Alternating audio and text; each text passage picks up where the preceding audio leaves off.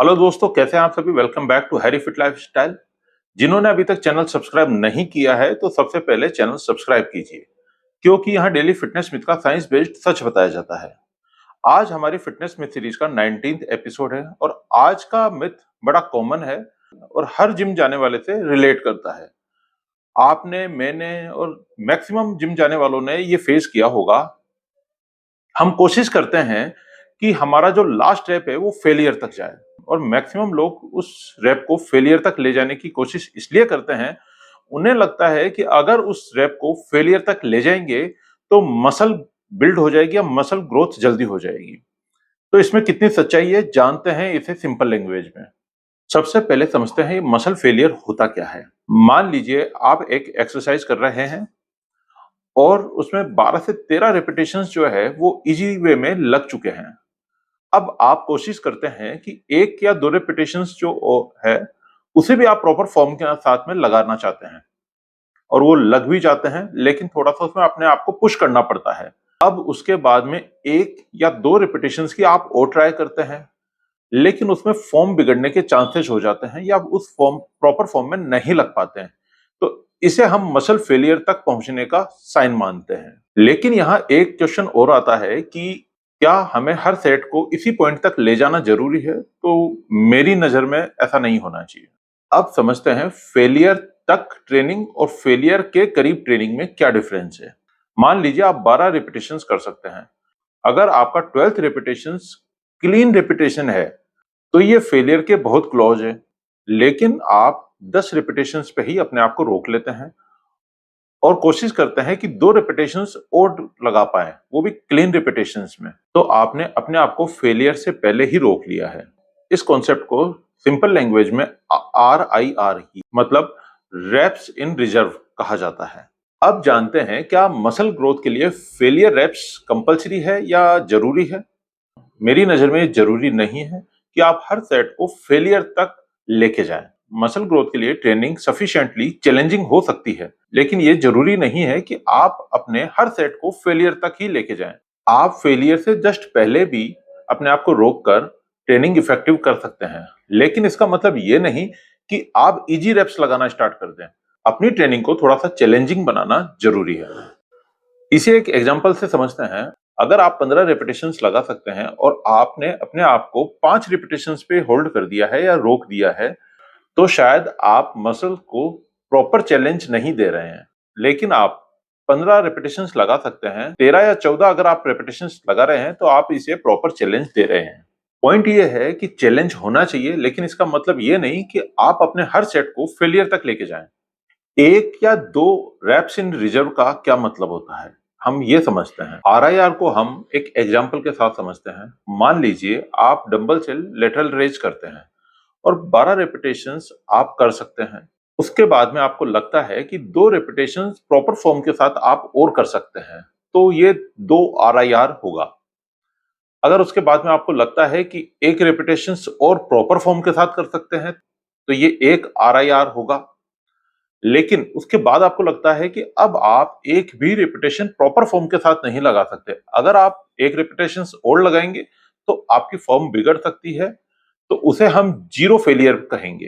इसका मतलब आपका जो सेट है वो आपने फेलियर तक कंप्लीट किया है। इसका फायदा यह है कि आप अपनी ट्रेनिंग को चैलेंजिंग बना सकते हैं, बिना अपने आप को इंजर्ड किए हुए या बिना अपने आप को एग्जॉस्ट किए हुए। अब ये समझते हैं कि हर सेट को फेलियर तक करने पर फटीग क्यों बढ़ जाता है, और ये एक इंपॉर्टेंट पॉइंट है। फेलियर तक हर सेट को ले जाने से फटीग ऑब्वियसली इंक्रीज हो सकते हैं। अगर आप हर एक्सरसाइज के हर सेट को फेलियर तक लेके जाएंगे तो वर्कआउट के एंड तक आप बहुत ज्यादा एग्जॉस्ट हो जाएंगे, और हो सकता है कि इससे नेक्स्ट वर्कआउट की परफॉर्मेंस भी डाउन हो जाए। इससे आपकी रिकवरी की डिमांड भी बढ़ सकती है। एक एग्जांपल लेते हैं। मान के चलिए आप चेस्ट वर्कआउट कर रहे हैं और उसे अपने फेलियर तक लेके जा रहे हैं, तो हो सकता है कि अगले सेट में आप सेम परफॉर्मेंस या सेम रिपीटेशंस मेंटेन नहीं कर पाओ। इसलिए फेलियर को एक टूल की तरह यूज में करना सही होगा, ना कि उसे कंपलसरी बनाना। अब ये समझते हैं कि कंपाउंड एक्सरसाइज के अंदर फेलियर तक क्यों केयरफुल रहना चाहिए। जब हम बात करते हैं कंपाउंड एक्सरसाइज की, जैसे बेंच प्रेस, स्क्वाट्स, डेडलिफ्ट या ओवरहेड प्रेस। इन एक्सरसाइज में मल्टीपल मसल ग्रुप्स ट्रेन हो रहे होते हैं। अगर आप बहुत ज्यादा फटीग के बाद फॉर्म लूज करते हैं तो आपकी ट्रेनिंग कॉम्प्रोमाइज हो सकती है। इसलिए हैवी कंपाउंड एक्सरसाइज के अंदर हर सेट को फेलियर तक पुश करना प्रैक्टिकली सही नहीं होता है। आपको अपनी टेक्निक और सेफ्टी का भी पूरा ध्यान रखना होता है। अब हम ये समझते हैं कि मसल ग्रोथ के लिए एक्चुअल में हमें किस पे फोकस करना चाहिए। अगर आप अपनी मसल ग्रोथ करना चाहते हैं तो सबसे पहले आपको कंसिस्टेंसी के ऊपर फोकस करना होगा। उसके बाद आपको प्रोग्रेसिव ओवरलोड के ऊपर फोकस करना होगा। आपको अपनी डाइट प्रॉपर रखनी होगी, बैलेंस डाइट रखनी होगी जिसमें प्रोटीन एडिक्वेट होना चाहिए। आपको रिकवरी के ऊपर फोकस करना चाहिए क्योंकि बॉडी को रिकवरी भी जरूरी है, तभी आपकी मसल ग्रो कर पाती है। और अच्छी नींद इस सब में सबसे ज्यादा जरूरी है। और कोशिश कीजिए कि आप जो वेट पिक करते हैं वो आपकी कैपेसिटी या आपकी रेंज के अकॉर्डिंग हो, जिसे आप सही फॉर्म और सही टेक्निक के साथ में लगा सके, ना कि किसी ईगो लिफ्टिंग में आके। फेलियर का मतलब फॉर्म को खराब करना नहीं होता। फेलियर का मतलब होता है कि आप अपने कैपेसिटी के अनुसार उसे लास्ट लेवल तक लेके जाएं। अगर रेपिटेशंस को कंप्लीट करने के लिए बॉडी को स्विंग करना पड़ रहा है या मूवमेंट खराब हो रहा है तो मेरी नजर में उसे वहीं पे होल्ड कर देना चाहिए या इस तरह का फेलियर नहीं करना चाहिए। जब भी आप फेलियर एक्सरसाइज करें या फेलियर सेट कंप्लीट करने की सोचें तो उसमें फॉर्म के ऊपर पूरा ध्यान दें। आइसोलेशन एक्सरसाइज में फेलियर कब यूजफुल हो सकता है? हमारी जितनी भी छोटी मसल्स है जैसे कि बाइसेप्स, ट्राइसेप्स या शोल्डर, इनके अंदर अगर आप फेलियर तक जाते हैं तो ये आपके लिए यूजफुल हो सकता है क्योंकि ये जल्दी रिकवर हो जाते हैं और आप नेक्स्ट वर्कआउट के लिए सही तरीके से परफॉर्म कर पाते हैं, जिसमें आपका मूवमेंट भी नहीं बिगड़ता है। लेकिन वहीं पे आप हैवी कंपाउंड एक्सरसाइज करते हैं तो उसमें आप फटीग हो जाते हैं और आपके मूवमेंट बिगड़ने के चांसेस होते हैं, परफॉर्मेंस भी कॉम्प्रोमाइज हो जाती है। अब ये जानते हैं कि आप बिगनर को हर सेट को फेलियर तक ले जाना चाहिए या उन्हें कहां तक अपने आप को पुश करना चाहिए। तो मेरा ये कहना है कि जो बिगनर है उन्हें इस चीज के लिए ज्यादा लोड लेने की जरूरत नहीं है।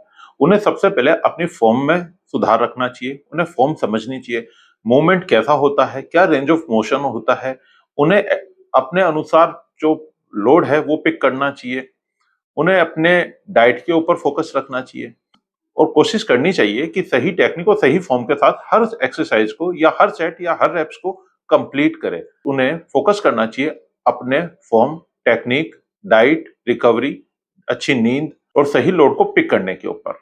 ये समझते हैं कि कैसे पता चलेगा कि सेट सफिशिएंटली चैलेंजिंग था या नहीं था। और ये एक इंपॉर्टेंट पॉइंट है। अगर सेट के एंड में आपको फील हो रहा है कि आप एक या दो और रेपिटेशंस सही फॉर्म के साथ लगा सकते थे तो ये आपका चैलेंजिंग रेप्स काउंट हो सकता है।